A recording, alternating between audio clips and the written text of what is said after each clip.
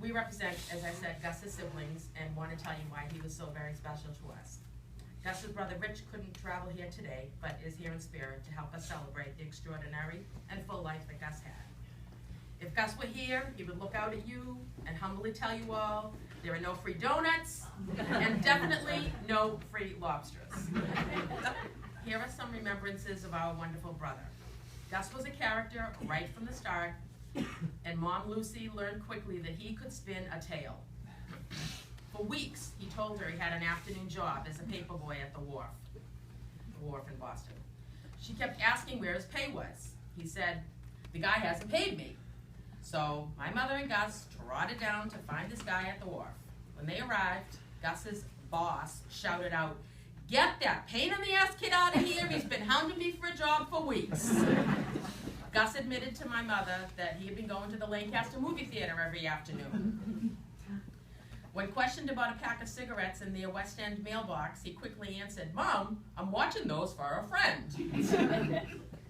In the 50s, while playing with his kid sisters, Betty and Connie, throwing a toilet plunger like a dart, it stuck to the apartment wall. Gus proclaimed, "Out of the way." Wilt, pulling up the sleeves, proceeded to remove a bowling ball-sized piece of plaster from the wall, along with the plunger. Or as our Auntie Connie would say, the whole wall! The whole wall! One of our favorite stories. Gus loved helping others, and this was evident as he not only managed and owned a Dunkin' Donuts franchise, but also recruited and hired many of us, including our brother Richie, me, cousins Tori and Judy, and of course, he and Dad worked together there for years.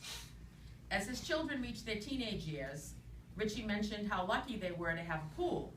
Gus offered his pool to them, which gave Richie and Helen's family many years of fun. When I was in my 20s, he sold me his Ford Pinto Squire wagon, because I didn't know that those are the ones that blew up, but I was just That helped me in my second job as a Tupperware dealer. We agreed on $20 a month payment. Being the perpetual giver, after a couple of months, he said it was paid off. He never judged me, but always listened and only gave me advice when solicited, which my brother Richie needs to take note of. I could always call him and expect him to answer with a smile in his voice and a joke on his tongue. Whether Ma and Dad lived in West Roxbury or Weymouth, Gus never missed a weekly trip from the Cape to spend time with Ma and Dad and to see to their needs. He was also vigilant about his weekly Saturday morning calls with our brother Rich at 6 a.m. Pacific time. Rich loved their phone calls and will miss them terribly. For the last 20 years, Gus wonderfully and proudly took on the role of our family patriarch, always staying in touch with us and giving patient and considerate advice, and most importantly, love to everyone. We are very grateful that Elena, Tony, Chrissy, Lisa, and Barbara shared him. Over time, he became a part of all of us. He was certainly Mom and Dad's favorite, but we never threw that up in his face. Not.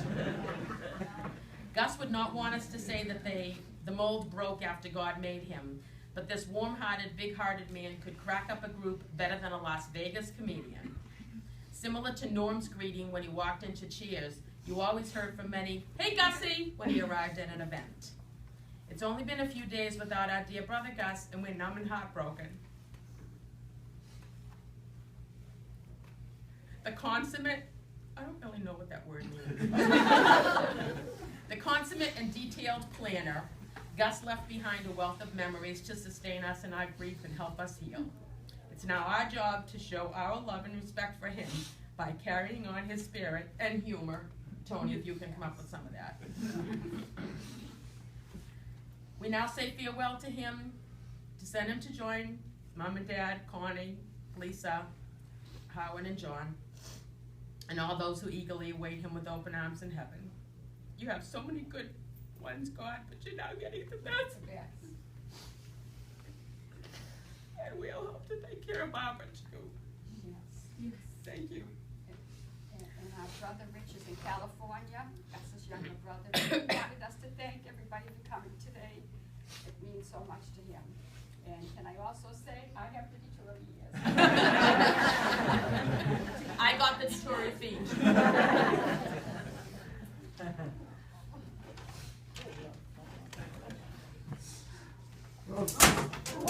wall.